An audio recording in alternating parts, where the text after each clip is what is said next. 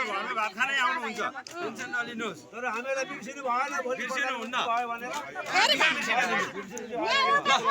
खाना आउनु भएन भने के गर्नु आउनुहुन्छ ल मेरो नम्बर राख्नु म लिएर आउँछु ल्याउने जिम्मा मेरो सोलमारी सामै खाना खाने हो ल भोलि यहाँ समय छ सोलमारी सामै खाना खानु भोलि यो चुनाव जितेपछि हाम्रो यता नआउन पनि हुनसक्छ अब सबै चिर परिचित हुनुहुन्छ धेरैले मलाई अलिअलि चिन्नुहुन्छ होला निकै नै चिन्नु थालिसक्नु जस्तो छ म केदार चापागाई यो गाउँपालिकाको सभापति यहाँहरुका सीधा प्रश्न पहिलो रमेश थापा सबले चिन्नुहुन्छ बिहान बेलुका 24 घण्टा केही पर्यो भने मलाई फोन गर्नु होला उहाँबाट भएन भने मलाई फोन गर्नु होला हाम्रो भाइ हुनुहुन्छ यहाँ एकदमै हैन जेन्जी भाइ फागुन 21 गते हाम्रो आदरणीय म्याम हुनुहुन्छ यहाँ समानुपातिक उम्मेदवार हाम्रो अंकिता डाक्टर अंकिता ठाकुर उहाँ अब 21 पछाडि संसदमा जाँदै हुनुहुन्छ बालेन शाह हुनुहुन्छ प्रधानमन्त्रीमा हामी स्थानीय रूपमा छौं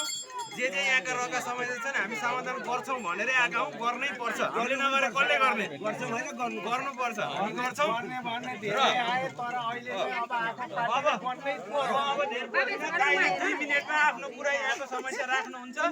त्यसपछि हामी बिदा हुन्छौं हामी फागुन 21 गते थाहा छ घण्टी पनि थाहा छ धेरैको बासबारीमै होला कतिको पर नरेन्द्र जनतामा छ यहाँहरुलाई हामी मतपत्र लिएर पनि घर घरमा आउने छौं नझुकिनु होला एकचोटी आफ्नो पुरानो पार्टी भए पनि मनमै सजाउनु होला र मतपत्रमा चाहिँ त्यो मनको आफ्नो माया यो सद्भाव ठ्याङ्गे घण्टीमा लाउनुहुन्छ है त ल दाइले 2 मिनेटमा आफ्नो कुरा राख्नुहुन्छ म्यामले धन्यवाद ज्ञापन गर्नुहुन्छ अनि त्यसपछि हामी यहाँबाट बिदा हुन्छौं हजुर नमस्कार अब बालिन सर त आउनु भएको थियो हो कि बालिन सरसँग अलिअलि भेटघाट भयो अब त्यो दिन धेरै घुइँचो थियो र केही भन्न पनि पाइएन हजुरलाई नै सुनाएको अब हजुरले नै राखिदिनु के गर्नुहुन्छ हामी यहाँ 5-7 घर 8-10 घर सुकुम्बासी छौँ धेरै सालदेखि हामी बसोबास गरिआएका छौँ हाम्रो अहिलेसम्म कुनै नेता कुनै पार्टी कुनै केहीले हामीहरूलाई हेरेन गरेन अब गर्नु पर्यो भनेर